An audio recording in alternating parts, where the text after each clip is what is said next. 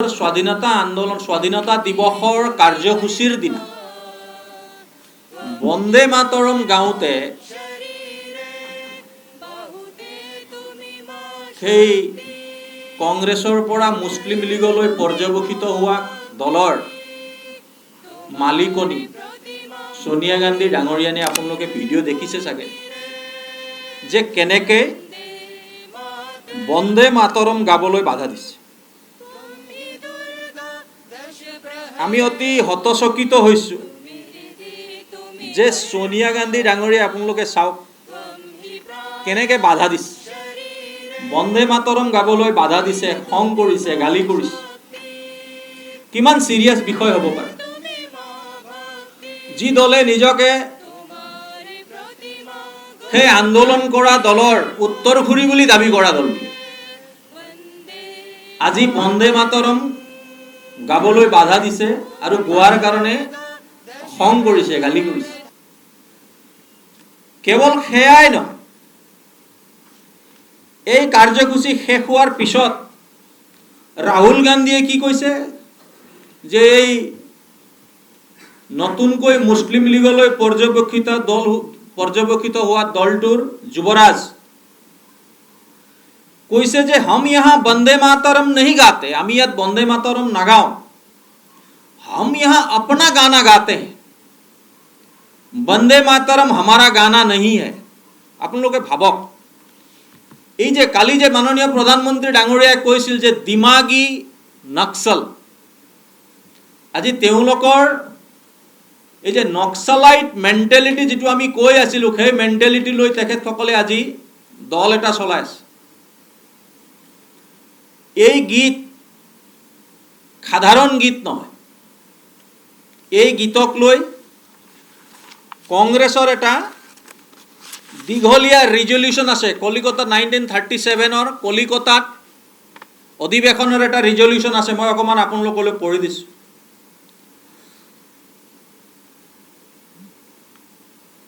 This song appears in Bankim Chandra Chatterjee's novel Anandabad, but it has been pointed out in his biography that the song was written independently and long before the novel and was subsequently incorporated in it. ইয়াত কোৱা হৈছে তেওঁলোকৰ 37 চনৰ কলকাতাৰ কংগ্ৰেছ অধিৱেশনৰ এইটো resolution মই পঢ়ি শুনাইছোঁ।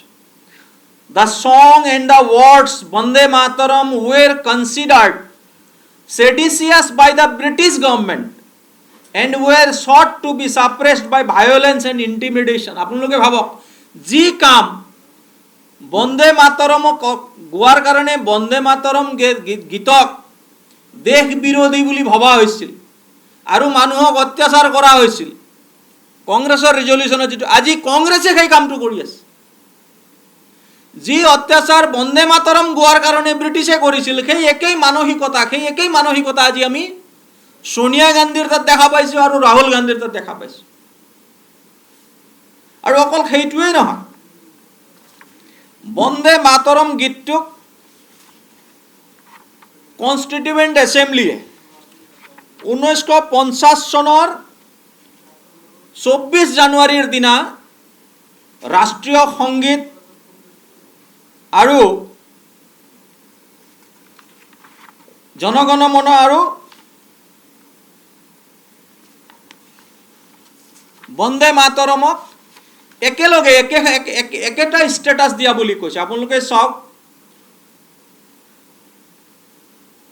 ডক্টৰ ৰাজেন্দ্ৰ প্ৰসাদে কৈছে on 24 January 1950 Dr. Rajendra Prasad addressed the Constituent Assembly.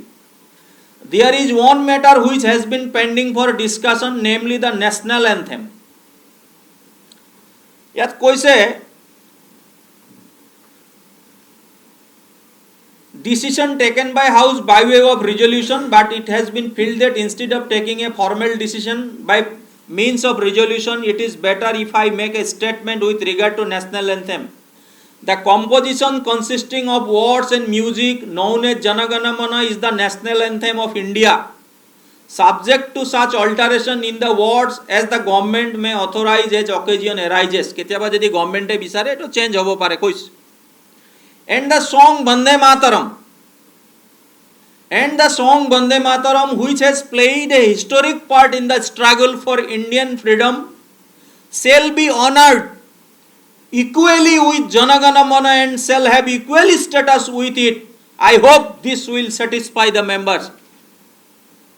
Constituent Assembly ji resolution লৈছে কংগ্ৰেছৰ নিজৰ অধিৱেশনত যি বন্দে মাতৰমক কোৱা হৈছে যে ব্ৰিটিছে অত্যাচাৰ কৰিছিল এই গীতটো গোৱাৰ কাৰণে চিন্তা কৰক আজি সেই গীতটো আজি ৰাহুল গান্ধী আৰু সোনিয়া গান্ধীয়ে কেনেকৈ অপমানিত কৰিছে এয়া অকল বন্দে মাতৰমৰ অপমান নহয় এই অপমান স্বাধীনতাৰ কাৰণে যিসকলে নিজৰ জীৱন বলিদান দিলে যিসকলে কষ্ট সহ্য কৰিলে এই সকলো স্বাধীনতা সেনানীসকলক কংগ্ৰেছে কৰা অপমান এই অপমান ভাৰতৰ 150 কোটি জনগণৰ অপমান যিসকলে নিজৰ ৰাষ্ট্ৰীয় গীতক সন্মান কৰিব নাজানে আৰু যিসকলে অকল এক শ্ৰেণী মানুহৰ ভোটৰ লালসাত যি কাম জিন্নাই কৰিছিল 1937ত মুছলিম লীগে যি অপোজ কৰিছিল বন্দে মাতৰমক লৈ যি বন্দে মাতৰমক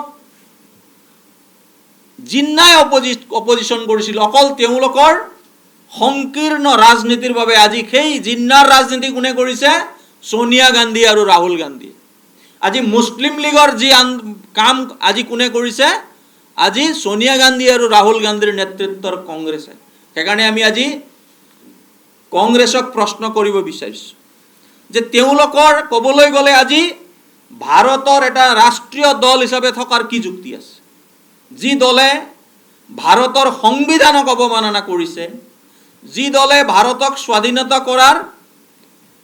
স্বাধীনতা সেনানীসকলক অপমান কৰিছে সেই দলটোৰ নৈতিক অধিকাৰ আছে নেকি যে আগন্তুক দিনত ভাৰতবৰ্ষৰ ৰাইজৰ লগত যাব আৰু নিজৰ কথাবোৰ ক'বৰ কাৰণে তো সেইকাৰণে আমি ভাৰতীয় জনতা পাৰ্টি অসম প্ৰদেশে কংগ্ৰেছৰ পৰা আমি এটা তেওঁলোকে এপলজি বিচাৰিব লাগে যে বন্দে মাতৰমক ৰাষ্ট্ৰীয় গীতক আৰু আমাৰ স্বাধীনতা সংগ্ৰামীসকলক যি অপমান কৰিলে তাৰ বাবে ৰাহুল গান্ধী খাৰগে আৰু সোনিয়া গান্ধীয়ে ভাৰতীয় মানুহৰ সন্মুখত তেওঁলোকে ক্ষমা খুজিব লাগে